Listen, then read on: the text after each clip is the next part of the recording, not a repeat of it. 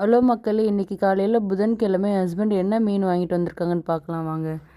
ஒரு 3 நாளா தொடர்ந்து மழை பெஞ்சதுல அவ்வளோ மீன் கிடைக்கல. இப்போ தான் கொஞ்சம் கொஞ்சம் மீன் கிடைக்க ஆரம்பிச்சிருக்கு. வாங்க என்னென்ன மீனுன்னு பார்க்கலாம். இந்த மீன் எல்லாமே பார்த்தீங்கன்னா, ஏலத்துல வாங்கின மீன் தாங்க. எல்லாமே ரொம்ப ஃப்ரெஷ்ஷாக இருக்குது. இதில் சாலை மீனுன்னு சொல்லக்கூடிய கானாங்கத்தை மீன் இருக்குது. சில ஊரில் சாலை, அயிலை அப்படி சொல்லுவாங்க. எங்கள் ஊரில் கானாங்கத்தைன்னு தாங்க சொல்லுவோம். ஸோ அந்த மீன் நிறைய இருக்குது.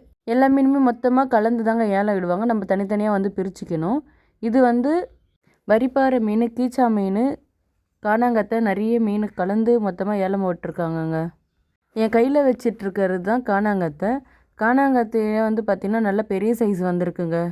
எத்தனை பேர் இந்த கானாங்கத்தையை சாப்பிட்ருக்கீங்க? எத்தனை பேருக்கு இந்த கானாங்கத்தை பிடிக்குன்னு சொல்லுங்கள். அதுக்கப்புறம் பெரிய பெரிய வரிப்பாறை மீன் வந்திருக்குங்க இந்த வாட்டி. இதோட டேஸ்ட்டு ரொம்ப அல்டிமேட்டாக இருக்கும். ஸோ இதுலேயும் சென்டர் முள் ஒரே ஒரு முள் தாங்க இருக்கும். நிறைய பேர் ஒரே ஒரு முள் இருக்க மீனாக தான் கேட்டு வாங்குறீங்க. முள் அதிகமாக இருக்கிற மீனில் டேஸ்ட்டும் நல்லா இருக்குங்க. அதுக்கப்புறம் ப்ரோட்டீன் கண்டென்ட்டும் நிறைய இருக்குது. எந்த மீன்லாம் நீங்கள் சாப்பிட்ருக்கீங்கன்னு எனக்கு கமெண்ட் பண்ணுங்கள். யாருக்கு மீன் வேணுமோ மேலே தெரிய நம்பருக்கு கால் பண்ணுங்கள்.